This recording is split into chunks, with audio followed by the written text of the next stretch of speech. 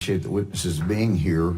And like Mr. San Nicolas, I was looking at the background, Ms. Jaresko. What we provided said you were an American, or are an American-born Ukrainian investment banker who served as Ukraine's Minister of Finance 2014 to 2016.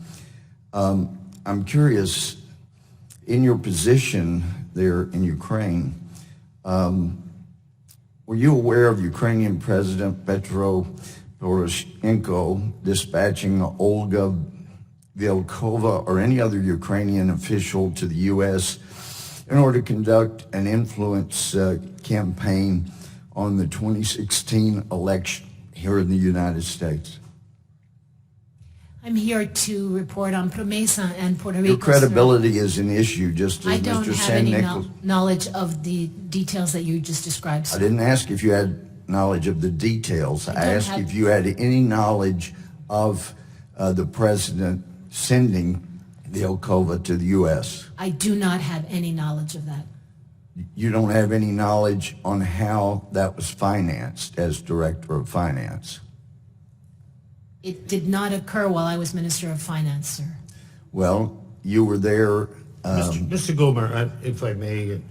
This is critical to her credibility. She's now Director of this finance operation in Puerto Rico. I'm not trying to dictate the questions you can ask. The time is yours, sir. But thank you. The issue today is Promesa and any other conspiracy tale in the sense of that we want to chase. Point of order. Yeah, my clock is still running as the chairman is eating up my time lecturing me and trying to cover up this matter.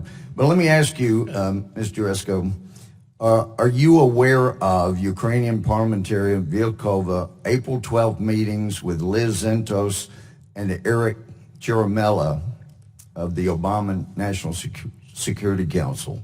No, sir. You were not aware of any meetings between them? None, sir. Okay. How did you go about becoming the Executive Director of Financial Oversight and Management Board of Puerto Rico? How did that come? I was recruited by the members of the Oversight Board based on my experience as Minister of Finance in both the fiscal area and the debt restructuring that I did in Ukraine. And that is the oversight. Those were the people in Puerto Rico, correct? The 7 bipartisan members of the Oversight Board, one of them is resident in Puerto Rico, yes.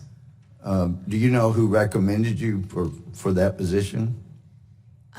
It was a recruitment firm that was hired and a variety of candidates. I believe the Oversight Board was searching for almost a year, maybe 9 months.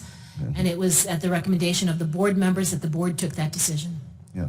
To become Director of, or the Executive, well, I guess, Director of Finance in Ukraine, obviously you're American-born, you're American citizen. Yes, sir. Did you have to become a citizen of Ukraine in order to take that position? Yes, sir. They awarded me citizenship the day I became minister. The day you became minister? Yes, sir. How long had you been living there? I lived in Ukraine from my initial posting in the U.S. State Department as the economics officer in 1992, and I left in 2017 when I accepted this position. So 25 years. So you were there till you accepted this position in 2017, correct? Yes, sir.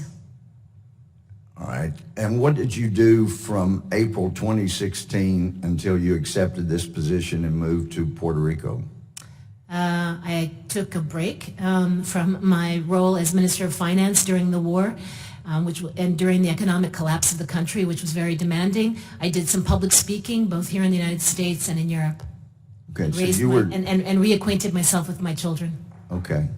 So you were Director of Finance in Ukraine during the economic collapse.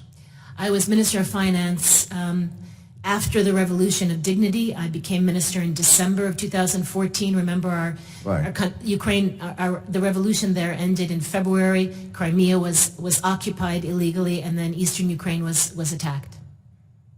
Was attacked? You're talking about by Russia? Yes, sir. And that was with regard to the Crimea? First Crimea, then eastern Ukraine after that. The war continues. Okay, is that what you're attributing the economic crisis to? It also was based on financial policies of past governments that led the country to be over-indebted, as well as to run very large and significant deficits. Indebted like Puerto Rico, I guess. My time's expired.